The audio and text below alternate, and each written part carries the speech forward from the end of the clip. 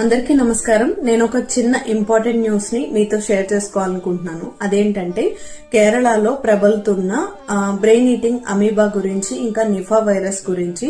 So మీ ఇంట్లో ఎవరైనా మాల వేసుకున్నట్లయితే, ఈ టైంలో అందరూ కూడా మాల వేసుకుంటారు కదా, లేదంటే మీ పక్క ఇంటి వాళ్ళు, మీ బంధువులు, లేదంటే మీకు తెలిసిన వాళ్ళు ఎవరైనా మాల వేసుకుని అయ్యప్ప దర్శనార్థం వెళ్తున్నట్లయితే వాళ్ళకి ఈ విషయాన్ని ప్రతి ఒక్కరికి షేర్ చేయండి. ప్రతి ఒక్కరికి ఖచ్చితంగా రీచ్ అవ్వాలి. వాళ్ళ ప్రాణాలు వాళ్ళు సేవ్ చేసుకోగలగాలి.